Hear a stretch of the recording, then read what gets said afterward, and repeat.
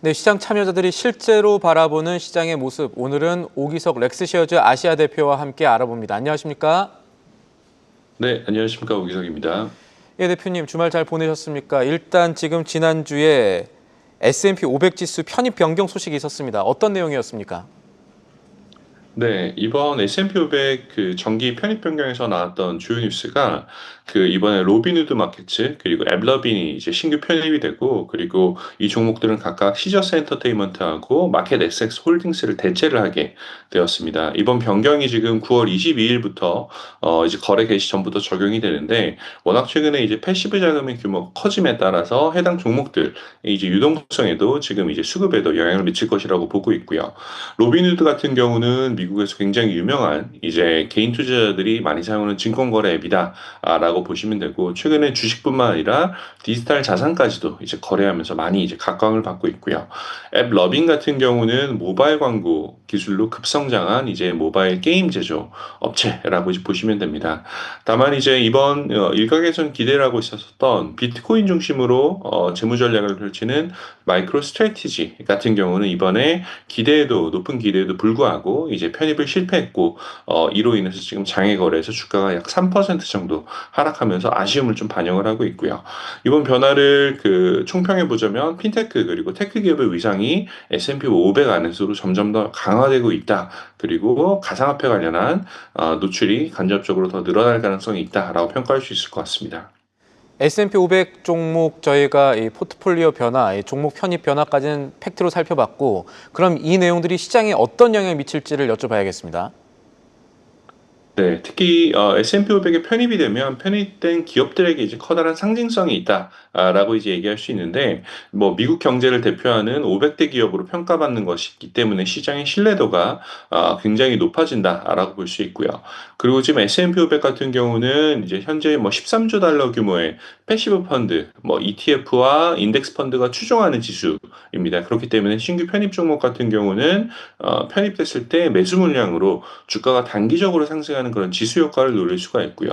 일반적으로는 이제 인덱스 펀드들은 당일에 편입하거나 약 일주일 전부터 편입을 시작하게 되는데 그런 이제 수급상의 이점을 누릴 수가 있다라고 평가를 할 수 있습니다. 과거 사례들을 보면 편입 당일 기준으로 한 4에서 7% 가까이 주가 상승이 나타난 경우들이 많고요.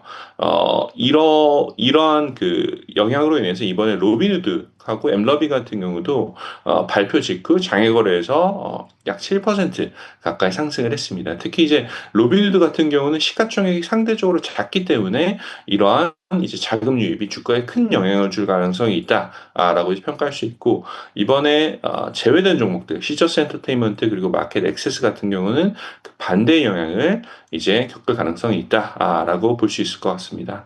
다만 이제 편입이 됐다고 무조건 상승한다라고 하기보다는 과거 테슬라 같은 경우도 비슷한 영향이 있었는데 2020년 편입 이후 70% 가까이 급등을 했지만 이후 밸류에이션 조정으로 하락했던 그런 모습도 보이기 때문에 단기 모멘텀 그리고 장기 리스크를 펀더멘탈을 같이 고려해야 할 필요가 있습니다. 이번에 S&P 500에 편입된 로빈후드 같은 경우는 렉스셰어즈에서 2배 ETF 상품이 있는 걸로 기억하고 있는데 관련해가지고 이렇게 포트폴리오 변화가 S&P 500에 있을 때 ETF나 레버리지 투자는 어떻게 가져가면 좋을까요? 네, 지금 저희 티렉스에서 나오고 있는 ROBN, 로빈후드 2배 레버리지 ETF 저희가 최초로 출시한 상품인데요. 지난 발표가 되기 약 일주일 전 동안 전체 발행 규모의 약 30%에 가까운 규모로 신규 설정이 있었습니다. 그래서 이러한 지수 변경을 이제 사전적으로 예측하고 이제 베팅하는 투자자들이 많으셨다라고 평가할 수 있을 것 같고요. 저희 상품뿐만 아니라 사실 뭐 핀테크 섹터에 좀 집중하고 싶다라고 하면 아크 핀테크 이노베이션 ARKF라든지 아니면 글로벌 엑스에서 나온 엑스 핀테크 ETF가 핀엑스라는 상품들도 있거든요. 이런 상품들에도 약 5에서 한 10% 정도 지금 로빈후드가 포함되어 있기 때문에 포트폴리오를 다변화하면서 포지션을 가져갈 가능성이 있고요. 또 반대로 이번에 편입을 실패했던 마이크로 스트래티지 같은 경우는 티렉스에서 MSTU라든지 MSTG 같은 ETF들이 지금 나와 있기 때문에 개별 주식 레버리지 혹은 인버스 ETF를 찾으시는 분들은 이런 상품들도 참고해 볼 수 있을 것 같습니다. 특히 이번에 마이크로 스트래티지 같은 경우는 이번엔 편입 실패했지만 12월에 다시 한번 지금 제 편입을 지지하는 그런 기회도 남아있기 때문에 참고해 주시면 좋을 것 같고요. 투자 전략으로 지금 보면 이런 이제 지수 편입 같은 경우는 예전 헤지 펀드들이 사실 많이 사용하던 전략이지만 최근에는 다양한 상품들이 많아지면서 개인 투자자들도 적극적으로 이런 이벤트에 베팅하는 경우들이 많이 이제 생기고 있습니다. 다만 이제 단기적인 효과를 노리되 변동성 관리가 중요하다라고 평가 드릴 수가 있고요.